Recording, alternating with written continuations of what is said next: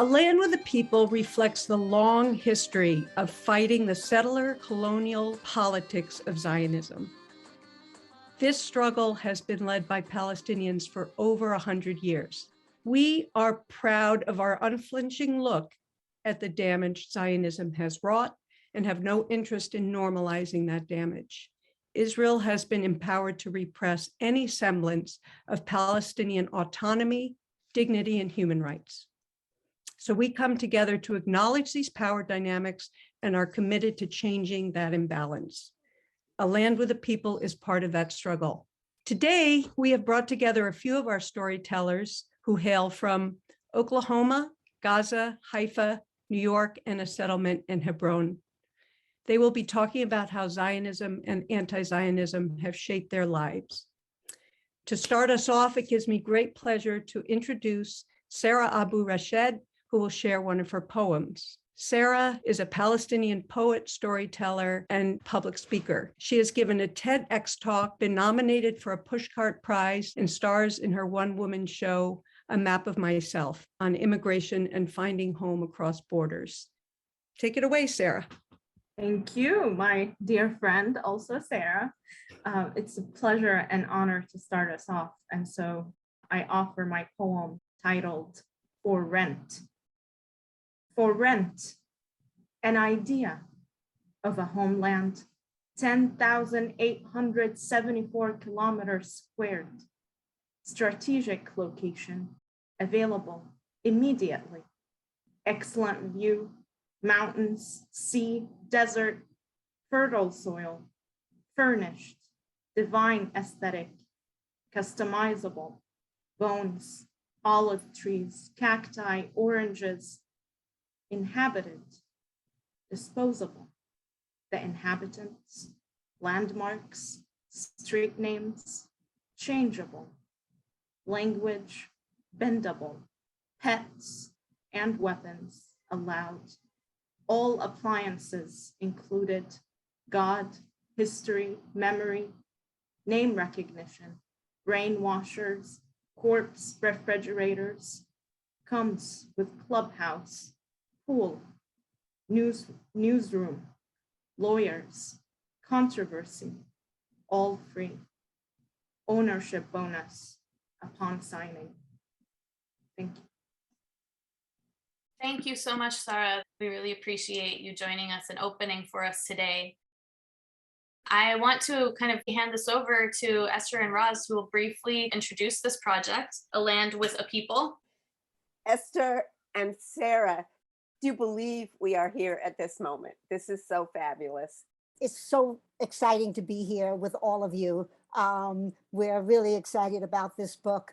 This project started off as a project of the Jewish Voice for Peace New York City, where we got together and started talking about the influence of Zionism in our lives. And that produced some fabulous stories, which came into a book, smaller book called Confronting Zionism. And then from there, we created, the stories were so powerful and people had very emotional stories, they were crying out to be performed. And so we created a theater project called Wrestling with Zionism that we performed in the New York metropolitan area several times, 12 to 15 times until the pandemic. And we even performed it online during the pandemic.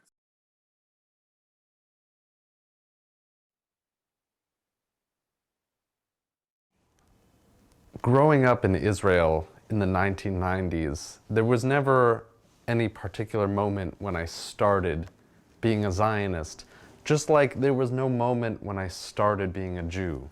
Being a Zionist to an Israeli Jew simply means being a good citizen. My father was 8 years old in 1948. The family lived in Ramla, city of central Palestine. My family were thriving farmers. We lived in a peace, Muslim, Jewish, Christian, celebrated each other holidays and worked together. After the Balfour Declaration, everything changed. Palestine was partitioned, and although the Zionists got almost 60% of the land, they wanted more. They occupied the city of Lod, and many Palestinians were killed. My family went from being farmers owners to being refugees in camps, to being homeless and stateless. My dad just started to share his stories because after 69 years, his wounds started to bleed. He has nightmares when he screams and wakes up horrified. My ongoing struggles with Zionism have been defined by the fact that it was Zionism in the first place that radicalized me. It was in Zionist education that I learned to develop a critique of society and to think about how race, class, and gender contribute to privilege and inequity in my daily life. I'm not proud of how long it took me to reach my current convictions about Zionism. And yet, I cannot regret the attachment to Israeli society that my education afforded me. I was born in Romania during World War II. I grew up in Tel Aviv and spent years on a kibbutz. As a liberal Zionist, I prided myself on my progressive values. I was against wars, racism, and discrimination. I did not know how much I didn't know. The population in Israel-Palestine is divided about half and half, Jews and Palestinians. Yet, I did not have one Palestinian friend, acquaintance, or neighbor. The Palestinians are on the dark side of the moon. Do you know that in Jerusalem city maps, Palestinian neighborhoods are blank, as if they don't exist? It has been hard work to examine my own mind. My solid identity has been shaken and then broken. I am a Palestinian American whose family has lived in the West Bank for over 400 years. I also have family in Jerusalem. In Jerusalem, Israeli soldiers are everywhere. When they see my Palestinian name, they treat me like a criminal. They pat me down and check my bags. It's stop and frisk, Brownsville, Brooklyn style, every single day for Palestinians. I remember seeing a group of Israeli soldiers going up to a young Palestinian man and slapping him around and calling him names. He looked scared and confused. His hands went up to shield his face. My instinct was to protect him, so I walked toward the Israeli soldiers. One of the soldiers came up to me, put a gun to my head, and said, "Do you want to die?" I would show my face in this video, but I fear for my safety. We've been threatened because we're Palestinian and because we're Muslim. My father was born in Hebron, Palestine. He always identified as a Palestinian Jew. He was very Jewish and very anti-Zionist. People are generally surprised by this, but there are a lot more of us than you think.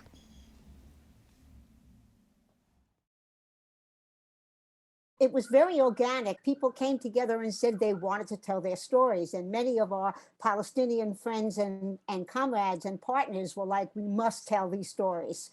So that changed everything when we had Palestinian stories. And Roz, maybe you want to say a couple of things about that process.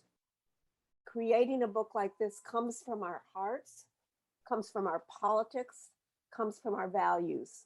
We proudly denounce Zionism and we will tell our stories, our personal stories, but we will no longer allow that injury and apartheid and settler colonialism in our name. So that's where the book comes from, and we will hear more in people's stories.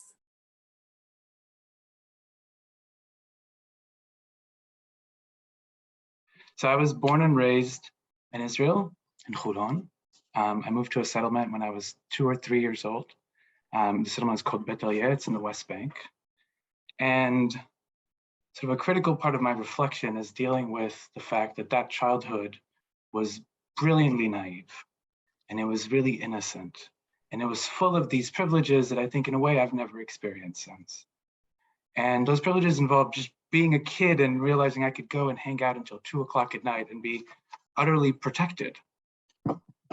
Growing up, traveling to Tel Aviv, I had to cross a checkpoint and travel on an Israel-only road. And we would pass sort of easily, which I didn't know at the time was because of the license plate on our car. Sort of cross these places with ease. And at the time, I didn't understand that that was a part of the occupation. That was the role that the settlement and my sort of Jewish-only roads were playing in dividing up the West Bank. Growing up, I realized that I'd have to scrutinize Israel and the occupation the same way we scrutinize everything else, the same way we scrutinize histories of violence and human rights violations. And that meant contending with sort of propaganda that was deep in me. Zionism, I think you see this in this video, that seems taken for granted. It's a part of just being patriotic, being a good citizen. But you sort of dealing with what I've seen and growing up, and you see that history is about othering, that project of Zionism is based in dispossession of Palestinians. Growing up in a settlement on top of a hill, surrounded by barbed wire fences, I realized that gradually this settlement is dispossessing the Palestinian villages around them. I gotta say, I don't think just any Israeli can get to this place. A big part of my journey has been contending with also my own Arab Jewish identity. I'm an Arab salad. I'm Yemenite, Persian, Iraqi, and Syrian. And I'm also very Jewish from all of those sides. But that investigation of myself allowed me to see the contradiction that exists in Zionism, in othering Palestinian and Jews, or othering, specifically Arabs and Jews. But my identity is sort of constitutive of that contradiction, and it allows me to criticize Zionism from that angle. Thank you, Sagiv. Mohammed, would you please introduce yourself? Thank you. Thank you so much, dear friends. It's really an honor to be here, to have contributed to this wonderful work, and also to have, the space to express who I am and to introduce myself without, the fear of the checkpoint sensitivity and without being pushed against the wall because I said my name or because I revealed my identity as Palestinian. So it is me, Muhammad Rafiq Hawish. I am a Gaza-based Palestinian 22-year-old writer and journalist. I was born in Gaza during the second Intifada. So it was between the smoky smell of gunshots and the crying children when my mother gave birth to me. So it was basically towards the flames of war and dispossession of my people. But I'm telling you, if I had the cognitive awareness of what war was, I might have slipped back into my mother's womb. But instead, the only option was, and continues to be, is to live through it. 22 years after that evening, I still, and my family, live through the rumbling of war plans and surveillance drones. The routine of sleepless nights and the thumping, restless heartbeats is still our companion. The tragedy also of war has imposed itself as my lifelong companion. What's worse than that, it has also imposed itself as the companion of hundreds of thousands like me in Gaza and in Palestine. Somehow it feels like a direct attack on my childhood. And what were supposed to be normal school days, I can recall with memories of rockets falling. The images of are mostly blurry, but the fear I felt when I ran from my school in hopes to escape the violent assaults on my city, I mean also with the legs running directionless, are all still and remain vivid in my mind. It's me, Muhammad, but since I was young, I have borne witness to the unfolding of my family's dire circumstances. Personally, I have lost 4 relatives, one by one, to disease. I thought that we could have been afforded more time, but and let's say it, their sin of being Palestinians, of being Gazan, meant they were not permitted to exit this land and to access the needed medications and treatment. So as Gazans, we are isolated in a debilitating humanitarian crisis that pushes us further into de-development, especially in the important sectors like healthcare and education and economy. We are also, as Palestinians in Gaza, stripped of the ability to seek external resources and support because medical referrals are tied to the political situation. I mean, like depending on political dynamics, 1 month you have a better opportunity to exit and others you do not. So if you're fortunate, you get ill in the right month. Likewise, also, we are restricted in Gaza in our ability to travel in our own land. The part of the land that we are originally from, we are actually deprived of seeing and visiting. And the fact that we are fighting not only to travel abroad, but also, and I wanted to stress on this, within the fragmented parts of Palestine, or historic Palestine, the land that is being slowly chipped away, and we are being cast away from, whether in Gaza or in Jerusalem or in the West Bank. Basically in Gaza, we live under a military imposed occupation that interjects and has injected the dictionary of Palestinians generally and Gazans specifically with words that are unfamiliar to many other nations, like blockade, isolation, apartheid, inequality, bombings of destruction, and systematic deprivation. And my contribution to this book actually is pure emphasis that being Palestinian is not enough of a reason to have our dreams killed. And it is not also enough of a reason to keep us separated from the lands we were dispossessed from and the homes whose keys we still latch and hold onto. Among all those circumstances, the costs compound, but so does our resilience. I mean, within the short span of 7 years, I miraculously survived 3 destructive wars, like more than survive. Let's say I managed to find love and marry, to carve out my own new family. But these years have also burdened me with the loss of many beloved ones and close friends. But I have found myself constantly trying to reconcile all the different ways heartbreak can manifest itself. I mean, I think it is so taxing to maintain this kind of perseverance across an entire population. And it makes me wonder at all those who took the chance to carve a new future for us only to be killed.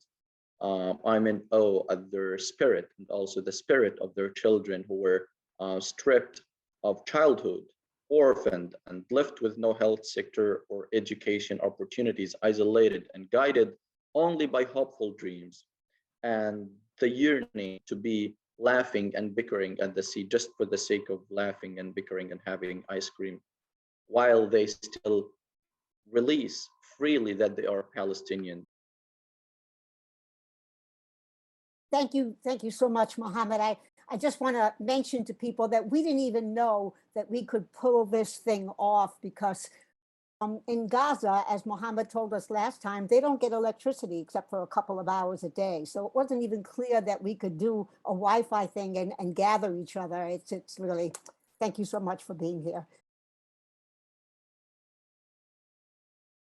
So my father was born in Hebron, Palestine.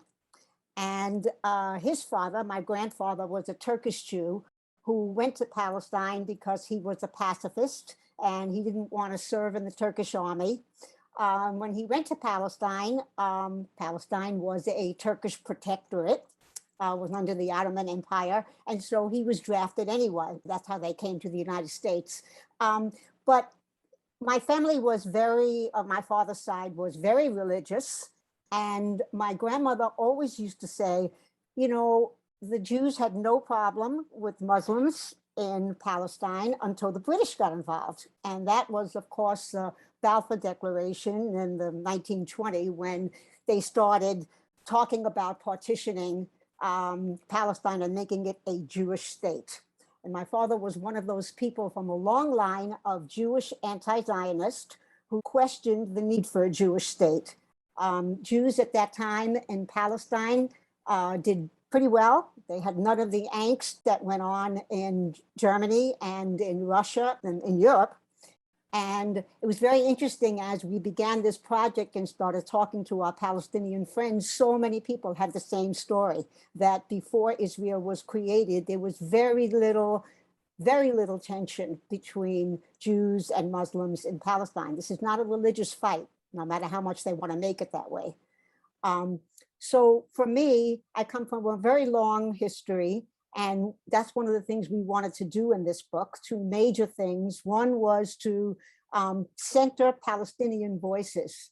You know, it's one of the things that Nora Erekat does in her wonderful foreword in the book, is she talks about how Palestinians have been fighting Zionism for 100 years. And now when Jews are finally doing that, and they had for a while, but now when that Jewish voice against Zionism is coming to the fore, people are listening.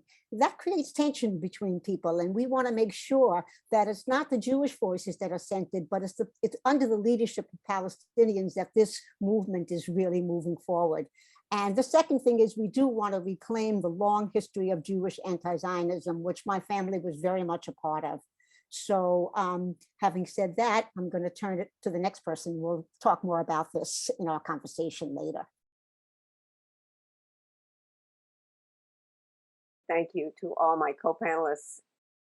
I'm so moved by every one of you. Mohammed, your story just is so important. And we all need to hear it. And that's why we're here. Sagib, I resonated with what you had to say because I too was Jewish in a comfortable situation. I was growing up in Tulsa, Oklahoma. The difference is I was a minority as a Jew in Tulsa.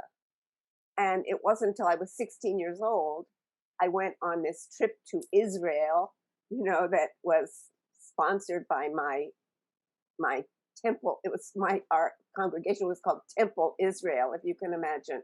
And I was very excited as a teenager to go with a whole group of teenagers to Israel. And that was a life-changing experience. That's my story in the book, my personal story, because it was there on a kibbutz that I witnessed just incredible racism.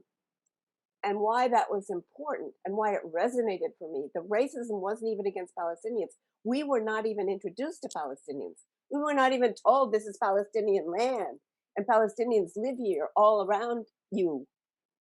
We were shielded. It was like an early birthright trip to propagandize young Jews and make them want to go to Israel and be Zionists. It was a Zionist propaganda trip. Well, but it was too successful because what I saw was the discrimination of Ashkenazi Jews against a dark-skinned North African Jew. And that didn't fit with what I had been taught at all. It just totally rocked my sensibilities. And I thought, what is going on here? Well, why did it rock my sensibilities so much? Because this was the early period of the civil rights movement. And I was beginning to be involved in the civil rights movement in Oklahoma. And I had some kind of awareness. And for me, this tells us history makes all the difference. The historical context in which we see and learn things makes the difference.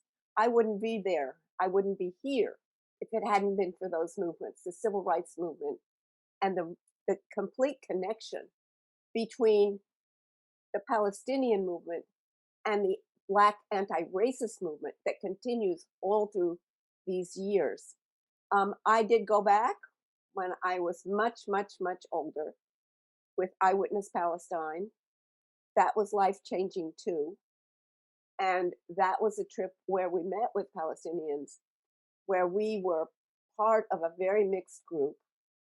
And the whole point was to be immersed as much as one can on a kind of tourist, you know, progressive tourist trip, in what it means to live in a completely apartheid, segregated, completely dominant, Ashkenazi Jewish dominant society. And we saw it everywhere. We saw the soldiers everywhere. We saw the mistreatment everywhere. And it was very wrenching. So I have a big debt to the Palestinians in my life. And I just do want to say, from the time I was in college, my mentor, Ibrahim Abulagud, was a tremendous influence on me, and he was a major influence on Palestinian politics. My students, when I was teaching, included the great Professor Rabab Abdul Hadi and the poet Suhair Hamad and our wonderful colleague Rihan Barghouti. They were my students. I learned from them. And so learning from Palestinians has become my life project. I owe so much, and this book is a part of trying to repay that debt. Thank you. Thank you everyone for all of your stories. It's truly, again, an honor to be here with you and to share my own story. My story is that I was born in Damascus, Syria, in a neighborhood called Al Yarmouk camp. And the irony is that by the time I was born, the camp wasn't a camp. It was an entire city full of schools and restaurants and shopping centers. Yet everyone shared the same identity. We were all Palestinians, all people who were exiled from their country, from their land. And the camp was indeed a camp for the early refugees in 1948, who included my grandparents. My grandmother was a 3-year-old in 1948, and she was born to a Palestinian Muslim father and a Jewish Russian mother. And there's a story in the family that her mother's Jewish family said, we escaped from Europe from persecution. We escaped so that we can be safe in what is to become Israel. So leave your Palestinian husband, leave your kids, and stay with us in Haifa. But my great-grandmother refused, and she, a Jewish Russian woman, became a refugee in the refugee camps in Syria. I recently asked my grandmother what her first childhood memory is, and she said, being in a tent. And that's the first time I heard it, because I cannot imagine what it's like to be a child and to have a tent be the first place you remember as a 3-year-old, to be at the border between Syria and Palestine, to live as a refugee your entire life. But we belonged in our neighborhood. We felt that we were all in this together, that we shared the same dialect that is a mix between Syrian and Palestinian Arabic. We shared the same foods, the same embroidery, the same clothing. But it seems being Palestinians is synonymous with being a refugee, because a few years ago when the Syrian war escalated, we knew we had to flee. It was getting closer to our neighborhood, and we were so thankful for our American passports, which is a long other story, but we came here to the US 9 years ago, and I didn't speak any English. I started high school in Columbus, Ohio, and when people would ask me, where did you come from? I would say Syria, because that's where I just emigrated from or moved from. But it started occurring to me that I'm not really Syrian, and that Syrians themselves don't consider me Syrian.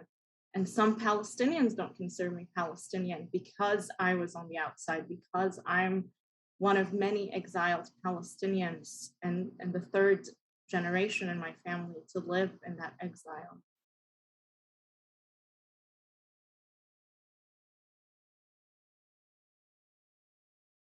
It's such a special opportunity to get to chat with a diverse group of Palestinians, Palestinian Jews, Jewish Arabs, and all sorts of identities. My overall question, and please feel free to customize it per your story, is how has language and labels that you chose for yourself or that were given to you shaped your experience in the world?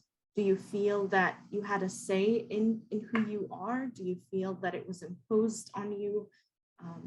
And access to language, right? As a writer, I think a lot about language and the power of language, the language we speak, the language we speak with family, we inherit, we write, we think in. How has that shaped you? Let's get started maybe with Sagib. Arabic has had such a role in my life since I was very young, and Arabic culture in particular, and music. And I would say that in a way is its own language that I've inherited. The first instrument in my hand was a darbuka. I had it in my hand since I was 3. My dad and I would regularly play. I would listen to Kulthum and Farid al-Atrash with my grandpa as he was drinking coffee and sort of scrubbing his beard on me and my like gentle baby skin. And I think that what I inherited with the way that my Arab identity was celebrated in my Jewish home is, and I don't think my parents or my grandparents knew this at the time, but was a way of puncturing through the Zionist sort of project and propaganda and puncturing through the divisions that were established in our society.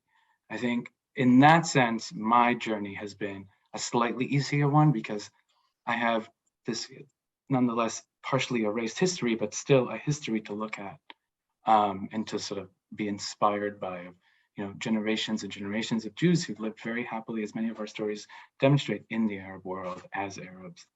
And my life now is sort of bringing that back up and celebrating my Jewishness and my Arabness together as a harmony, right? So this issue of identity that you raise, it's so complicated and confusing. So in this country, if you say you're a Palestinian Jew, everybody looks at you like you're some kind of weird creature that came out of the dirt. It's very well known in the Middle East. People, the Jewish population in Palestine was about 10%, and the Christian population was also similar in Palestine. Everyone at that time was considered a Palestinian. For me, as a Palestinian Jew and growing up in a very anti-Zionist household, I saw the corruption of Zionism very early in my life. And when I was at Brooklyn College, there were so many moments where I felt ashamed of being Jewish because the Zionist leadership at Brooklyn College at that time, they were against open admissions. They were against integrating the school. They were against the movement of, there were many Jews that were very much a part of the civil rights movement, but the Zionist leadership of the school was not at all. And it was quite shocking to me. And recently I spoke at a women's march where I just said that I was a Palestinian Jew, just the name. And when I left, there were a group of Israeli women and men who were at the march, and they were screaming traitor at me. So just seeing that corruption, that daily corruption of Zionism in my life was very, very impactful for me. And I grew up in my family were very, very culturally Jewish and came from this background of being very anti-Zionist, leftist, and that's one of the interesting things that has happened, I think. Right now, Jewish Voice for Peace is getting so many new members from young religious Jews. It used to be that it was the much more secular Jews who were pro-Palestinian. They were leftist, they were socialist. And now we're getting so many younger religious Jews who are saying, wait a minute, what it means to be Jewish is that we have to be Jews for justice, not just us. And if you don't have that, if you don't have that sentiment, then you've lost your way as a Jew. And that is a very moralizing thing for me to see. So at the same time, we see this sea change in the conversation that's going on, but we also see the devastation where Israel does more and more on the ground because they're desperate. So we're seeing both things at once, and it's quite an emotional experience to see that. So thank you for that question about identity. It's really intense.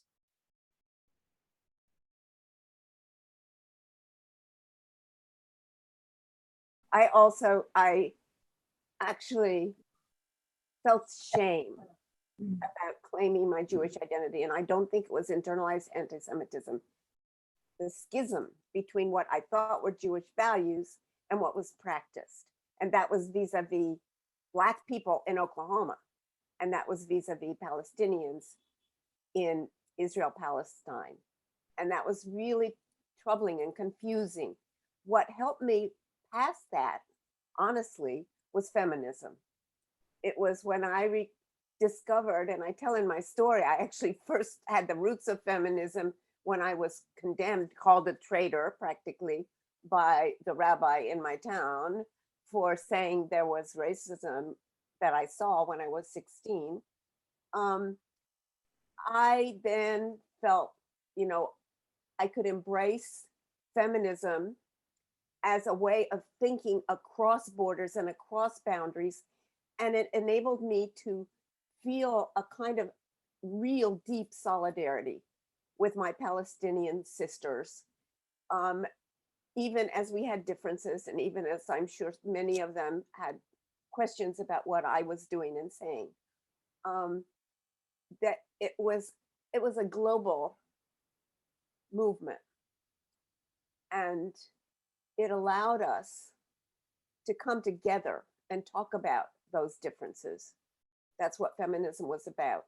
It was about recognizing difference and respecting and building, as Audre Lorde would have said, building our power from that place of respecting difference.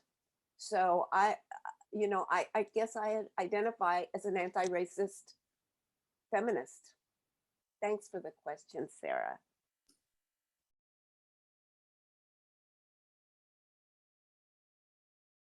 I think I've heard her say that I have a question for Muhammad. I'm not really sure if it's the same question or does she have another question. So should I go forward for? Yeah, okay. I will add one more thing, which is you're a writer, and so you think a lot about stories and storytelling.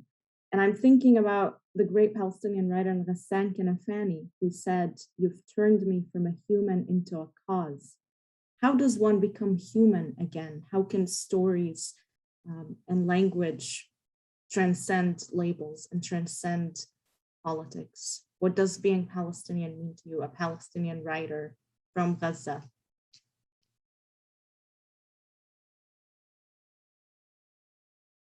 For such a reality that I'm having over here, given the fact that the only accessible weapon for me is my pen, is my pencil and my keyboard, as an English major, as a journalist, as a writer, my people's demands and my homeland demands can be a heavy burden for me because my pen should be dynamic around the clock, So specifically as Palestinian, it is our only way to get understood and to get heard. And it is our only way to understand the world that is surrounding us. The world that has freedom, which we never experienced in Palestine. Not a single Palestinian has ever experienced what freedom is really like. Even if they managed to travel, they would still be Palestinians treated differently, whatever they are in the world. And I think of all the lives that had hopes and dreams beyond the reality of their deaths. And I, Muhammad, live for them.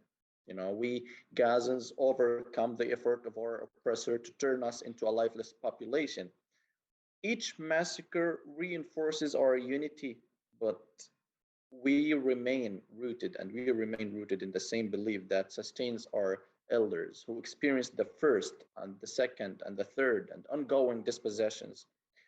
because our land is our identity, and experiencing pains and loss further instills our rootedness.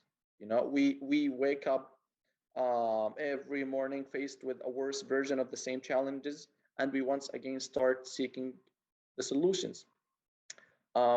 So we should hope, yes, we should hope on the darkness of life, and we reject the option of despair, hopelessness, and paralysis.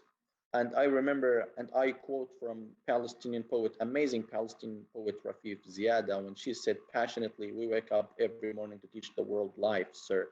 I believe you are familiar. This is true, even though the odds of waking up is a generally shrinking probability, but we wake up with hope and determination to life. And we can do this because there is also beauty. You know, we have so much to celebrate. Our green land, full of olive and palm trees, is the base to which we attach our souls. The identity in our land is the olive oil and the livelihood. The wood of the olive trees is our shelter and warmth, and the trees themselves symbolize our affiliation with the lands, which is why the Israeli settlers seek to destroy them. You know, like, it is the belonging, it is determination, it is the hope, it is the persistence, are all together meant to be in one human being who's eager to live just like the whole world does. We're going to take a breather for inspiration to watch some clips from a recent protest in Brooklyn convened by Jewish Voice for Peace in the midst of the onslaught this May, which I think many of us remember, but it's tragic how quickly people can kind of move on, especially when they don't have a very direct connection to this issue. This was a protest that was held in the midst of the onslaught on Palestinians in Gaza and 48 Palestinians and citizens of Israel, and on Palestinians in Jerusalem and the West Bank. Now, we want to note that for many people who identify primarily as Jewish, coming out against Zionism is in some ways much harder, and in other ways it's much easier than it is for people who are Arab Palestinian and from other backgrounds. But regardless of the backgrounds of the individuals involved, each of these clips will help us to feel the power of anti-Zionism. So my name is Talia. This is the first time I am using my full real name to stand in solidarity with Palestinians. And I don't deserve applause because I am too late. Because every single day that we don't speak out as Jews in support of Palestinian liberation is another day too late. I grew up in a Jewish American school system that was explicitly Zionist. I feel like we've all heard stories, but that didn't just make sure we didn't talk about Palestine, but actively taught us not to empathize with Palestinians. And the kind of fear and repression that leads Jews who would say more to be silent is why Israel can continue to do what it's doing.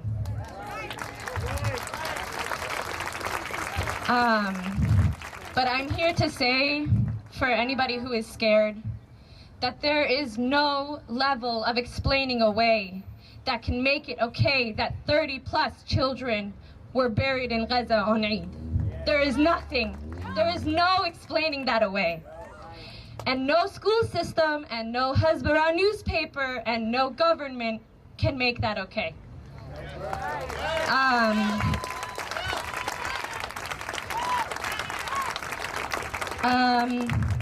But we're here now, and I never thought in my life that I would be standing with this many Jews for Palestine. Let's make sure that our conscience is not only awakened by the death of children, but that we treat the adults, the Palestinians like me, the Palestinians that are most of your ages here, that we treat them the same way we're horrified when they're killed. when they're detained, when they're told they don't deserve to live, that shakes us to the very core, and that we come out in the streets and we protest for their right to live in dignity too, not just their children, because they have dreams and they have futures just like all of us. And they're also just like all of us, just trying to make it day by day. They're thinking about going to school tomorrow. They're thinking about going to work tomorrow. They're thinking about their shitty landlord, just like us, except they're also dealing with a settler colonial project that's trying to erase them, that's trying to kill them. I think this will be a little anticlimactic considering what Talia and Samaya just shared with us. Nonetheless, I guess I'll turn to you all as writers in particular, Muhammad and Sarah in particular, but anyone who's interested. So when we're writing these things and we're sort of put them in a book and it gets edited and published, we're striving to establish some sort of understanding, right? To like communicate something deep that we've spent a lot of time reflecting on to whoever might read this. And if we're lucky, the people who will pick up this book are not people who see eye to eye to us, are people who are sort of challenged and moved to encounter these words. And so thinking about those people, I want to ask you all just, in a sort of simple way, what you would want people to take away, and a bit of what we talked about last time, what you would be afraid people are going to miss or misunderstand. We want to start with Sarah maybe this time? Sure. Thank you. Thank you, Sagi, for such a profound question. I was really touched by the video, and I'm thinking about the power and the courage that it takes to be outspoken. And I guess to your question, what I'm afraid people will miss is that speaking about Palestine will be taken for granted, that people will easily say, oh, but the issue has been going on for over 70 years. But the truth is that every day it's still a courageous act, it's still a radical act, and it's still penalized, it's still punished, it's still, writers who say what they think, they face consequences, they get opportunities taken from them, jobs, or even the chance to visit their land. I think about that. I think about that a lot as a 22-year-old who would love nothing more than the chance to visit Palestine, to visit Haifa, to visit where my grandparents came from. And yet I'm aware that this may never be the case for me so long as I am writing their stories and I'm speaking about all that has happened, and I'm making art like my one-woman show, which was entirely about immigration and the many immigrations that happened in my family. So I hope this doesn't go unnoticed. I hope it doesn't sit on a shelf with hundreds of other pieces of work, but that it constantly sparks conversation. Mohammed, do you want to jump in with an answer to that? Yeah, okay. As a writer, I think when you have a story to tell or a narrative to deliver to some group of people, I think you better stick to this narrative and control your narrative, or otherwise you will be written out of it. You know what I mean? Like, I have a story as a husband to tell to the world, as a husband who's Palestinian, who's oppressed and who's blockaded, and who couldn't get the official papers of his marriage license and these things because he's Palestinian until, until I mean like 5-6 months after his marriage. And I have a story as a son. I have a story as a son of this land as well. And I think me as a writer stems from the fact that we have hardship to describe, to tell about. And at the same time, I find pride in that hardship, because it is also a testament to being of a people and a land that pursues freedom, not the greed of wealth or power, but freedom. Is Mohammed back with us? Mohammed's back. So, Yay. Mohammed, Yeah, do you want to finish what you were saying? Is it any better? Like, am I clear? My sound's clear? We can hear you, yes. And I just want to tell the audience that when we all convened the first time, we had a situation where Mohammed couldn't join us for almost 45 minutes because there was no electricity in Gaza. So, you know, this is, I guess, we were hoping this wouldn't happen today, but it's probably affecting things a little bit right now as well. So go ahead, Mohammed, I'll stop speaking.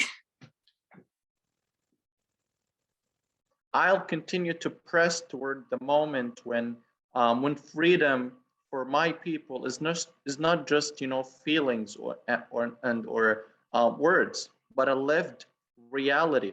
Until then, we birth children under the moonlight and rumbling of wars.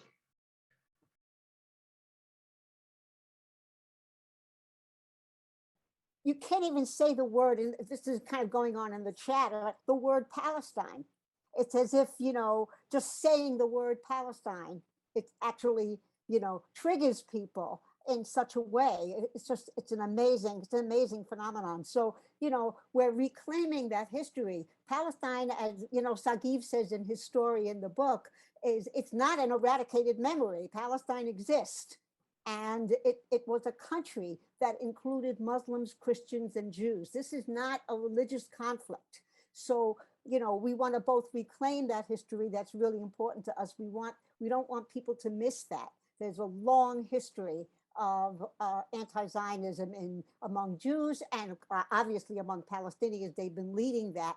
And really, we're seeing a sea change right now in the conversation. And that's somewhat because of, and we give all credit to, the Black Lives Matter movement and what's happening in this country around coming to grips with, you know, with racism and white supremacy. And that's a big part of how Zionism has corrupted establishment Jewry, in our opinion, and turned it to the right. And so we do want people not to miss that in the book.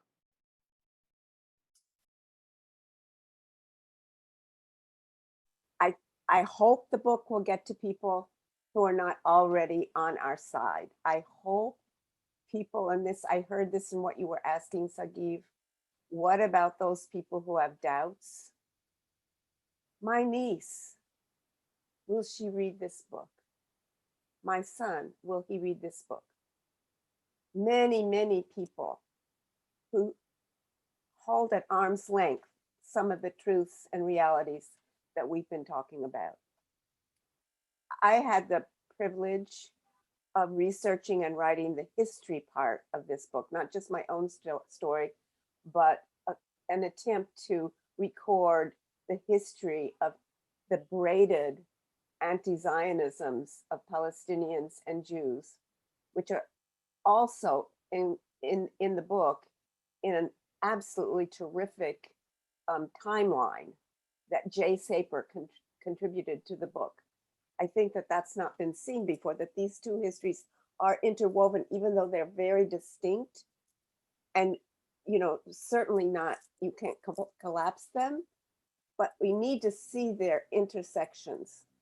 So I hope people will see this history, read the history, even though it's a more, it's not as jazzy, you know, and not as in some ways as lively as the personal stories, but it's the context, it's the framing. And so I hope people will read that as well and learn from it, and then see the stories against this historical backdrop.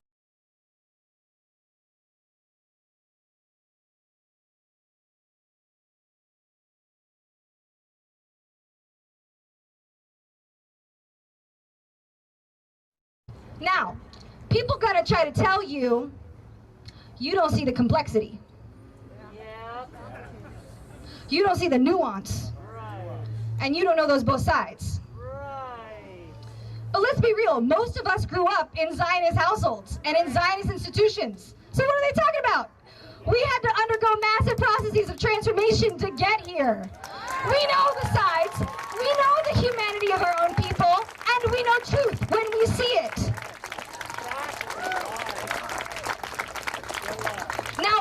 gonna tell you, you don't know enough. You think you know, but you don't know enough. You didn't read that book. You don't know that date. Nah. You know enough. You saw those bombs. You saw those lynch mobs. You know enough. By all means, keep learning. By all means, there are tons of amazing resources out there. Keep learning, but you know enough. Lead with your values. If you know your values, you know enough. So you are not alone. You are never alone in this fight. This is just a very small crowd of what is an enormous movement that has your back and that won't stop. It's been 73 years and Palestinians are still protesting. We're not going to stop until we're free.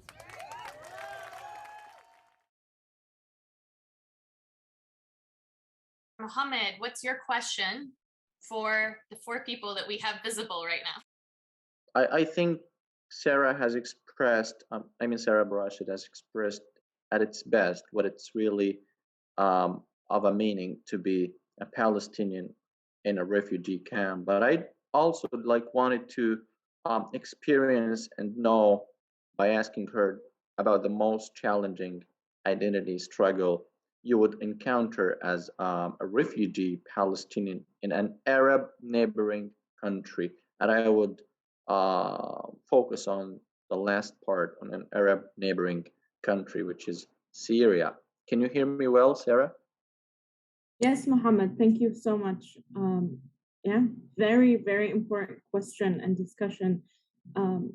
Like I said, I grew up in El Yarmouk camp in Syria as a Palestinian. And something not a lot of people know is that even though I was born in Syria, even though my parents were born in Syria, we never get Syrian citizenship. And there's always that distinction. There's always that even prejudice, I want to say, toward refugees of any kind, especially Palestinians, especially ones who are seen as a burden on a certain country because you came to it because it's a neighboring country.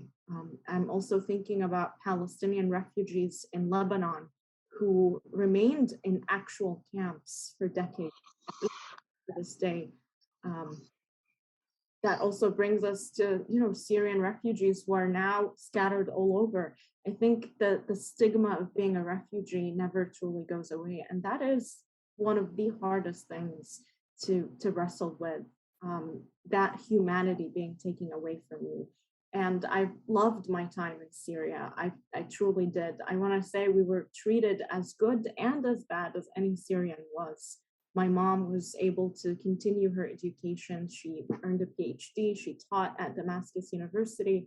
So there was some support, but at the same time, there were always these reminders that you are not from here, that you're taking something from the people who are born and whose families are from here. So yeah, I'm seeing in the chat, Sabra and Shatila, of course, the Palestinians in Lebanon have suffered immense loss and atrocity in massacres and the civil war.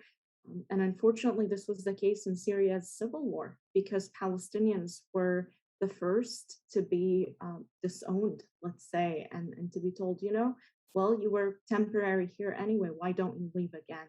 And indeed, most refugees in Europe now are Palestinians who lived in Syria. I have lots of family who walked from Syria to Turkey and took boats to Greece until they landed in Europe. So it pains me to say that the stigma of being a refugee never truly goes away. And this is especially to Palestinians, because wherever we are, that status seems to follow us. Thank you so much, Sarah. Thank you. Am I good to go for another question for my dear friends? Yes, absolutely. Yes. Okay. Sagif, I just wanted, to ask about, I have some sort of, confusion. Your personality as an anti-Zionist can shape a really good answer for my confusion. While I wanted to ask you about how do Zionists mask their crimes against the indigenous populations and denial of people's rights of land, freedom, life, and humanity, while the world knows they are to blame for more than half of the world's misery. You got my words, or? Totally.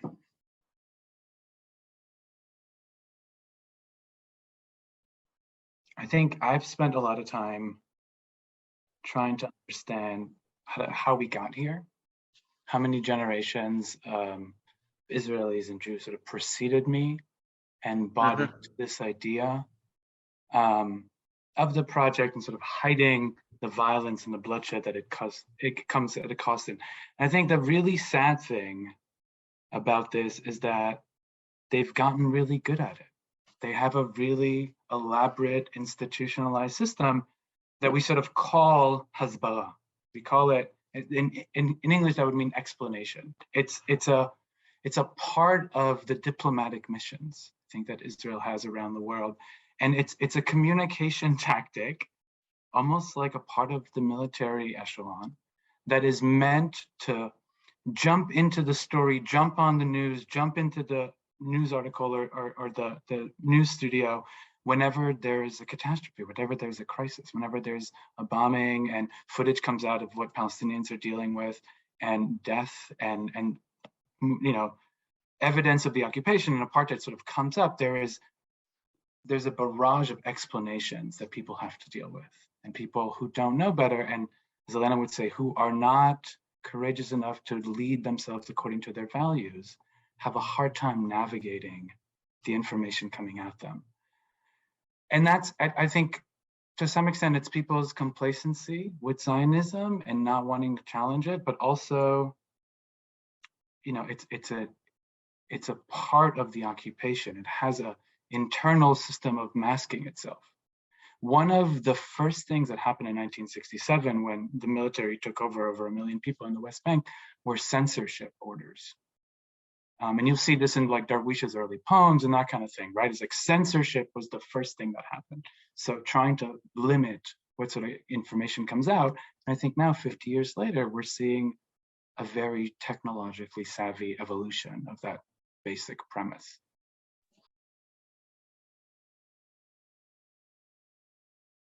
Can I jump in to this conversation? Because what's coming to my mind now is the weaponization of anti-Semitism.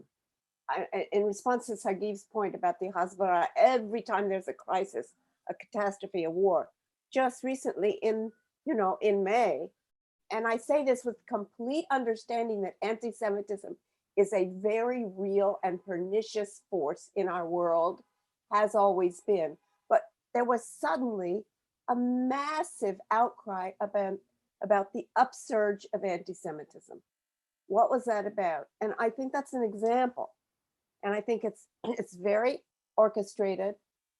It's not that anti-Semitism didn't happen or doesn't happen. It's that all of a sudden what is massive is the reporting about the upsurge. And so I think this is the kind of delicate balance that we have to have as Jews. We have to always be vigilant and fighting anti-Semitism, but we also have to be fighting the weaponization of anti-Semitism, which has been such an important part of Israel's Hasbara, I think. And the book, I think, is an attempt to join that plea for understanding that the call against anti-Semitism can be, in fact, a disguised anti-Palestinian message. And we have to be alert to that. Just to add something to that, Roz, it's such an important point. The propaganda machine in this country and in Israel is so intense And it's, you know, it's just incredible how they've organized the propaganda. I mean, it's not similar to, you know, what's happening with the right wing and Trump and the fascist move in this country. The propaganda is so intense. And as my father used to say so many times, he would say, the Palestinians are being blamed for the Jewish Holocaust when they had nothing to do with it. And so they continue, that continues to happen, where Palestinians are blamed for instances of anti-Semitism, and it's not coming from Palestinians at all. And that's one of the things that Jewish Voice for Peace and the book is really strong about, is that we're like, anti-Semitism is not coming from Palestinians, it's coming from white supremacy. So we need to know who the enemy is. And it is definitely not Palestinians if you're a Jew. So that's a very, very important aspect of the book. And to show, my father used to say, and it's so prophetic for me, but that, you know, Jews have been used by powers that are bigger than them for a whole lot of geopolitical things, including imperialism. And Zionism was useful to imperialism. And then we should remember that. So it's a very important question. Wow, we've gone a lot of different directions with this. I just want to acknowledge that each of these individuals is refusing to allow this extreme power differential to silence them. And each of these individuals is finding in themselves a deep sense of their power. And each of them is coming together in this context to make a statement about the power of anti-Zionism. It is not easy, but ultimately, what kind of a larger world you live in when you stop thinking in a tribal way, to speak bluntly. So I want to thank you again all for your courage and your honesty in this conversation and beyond it, because of course you do many things in your daily life for Palestine and for the liberation of all people. And as we leave, having heard these voices and these visions from a land with a people, which we've had in the chat, many people saying, can we use this text in our synagogue, or can we use this text in some sort of study group? Of course, that is exactly what this is designed for. It is designed for you to be able to kind of give people access to a very wide range of perspectives, all of them coming together, though, in their conviction that it is time to let go of Zionism and to fight it, in fact. And now we'll start to close out with some final clips from the same JVP demonstration this May. We hope that the people you are about to see speaking out will activate what we know is your innate courage.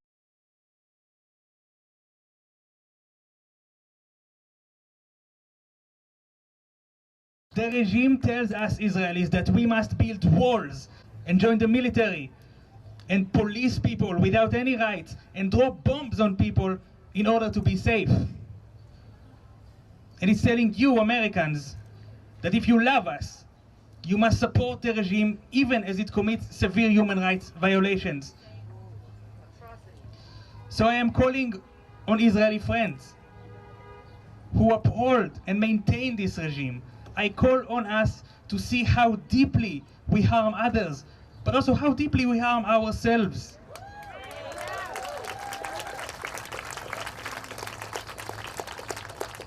And I'm calling on my American friends, if you love us, help us stop causing harm. Oppose Israeli apartheid. Thank you and Shabbat Shalom. Our country spends $3.8 billion every year funding this apartheid regime. Please say, we refuse. If you are outraged that the governments of Israel and the United States send each other's highest ranking law enforcement to swap tactics, to swap weapons, to swap strategies to repress and police black, brown, indigenous people, please say, we refuse. We refuse. If you are outraged by cynical attempts to weaponize incidences of anti-Semitism, to smear Palestinians, and dismantle the movement for Palestinian liberation and advance Islamophobia, please say, we refuse. We refuse. If you are outraged by the attempt by Zionism and the Israeli government to speak on behalf of Jews, to manipulate our history of surviving and resisting fascism, please say, we refuse. We refuse. Please say, we refuse. We refuse. Thank you.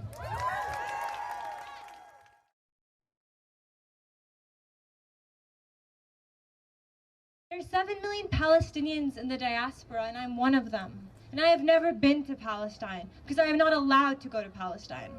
And my grandfather was forced out of Jerusalem in 1948. And his home is still there in Jerusalem. The same house he grew up in is there in West Jerusalem. And he hasn't been able to go back. And that's the story of millions of Palestinians around the world. We want to go home. Let us go home. Let us go back to our land.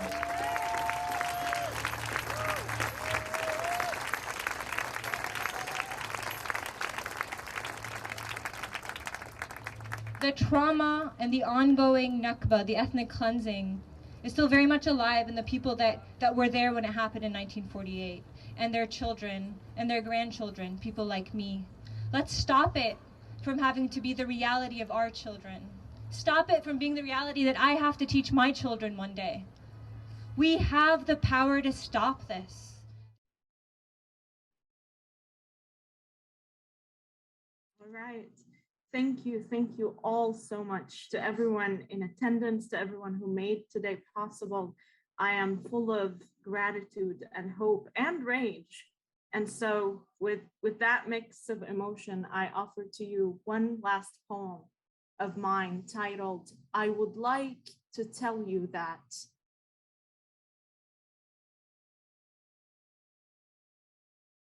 I would like to tell you that I have tried to keep the name you gave yourself on my land a secret. I held it in, a fishbone in my throat, bitter candy to spit out, impolite to spit out, in some places a crime.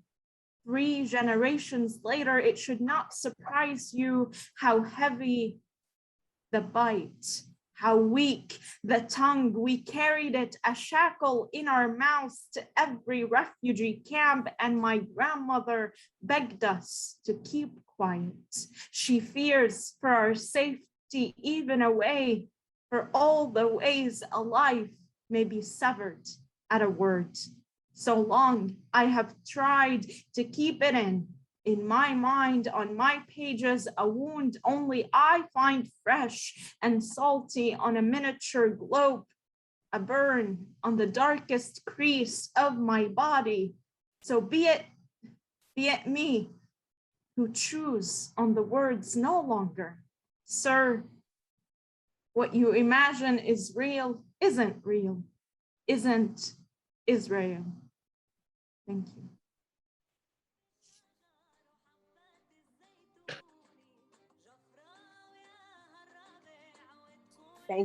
Thank you for being here, all of you. I see many friends, many colleagues, maybe some people who are not friends, but who are really generous to be here with us today.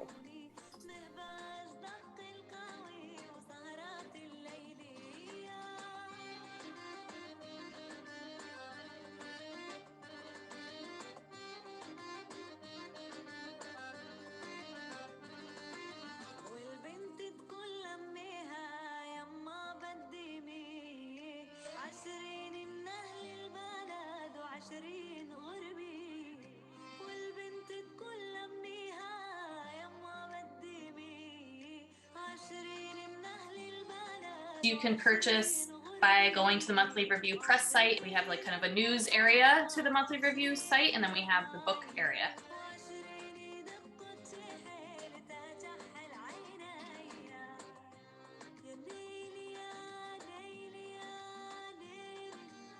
Bye, everyone.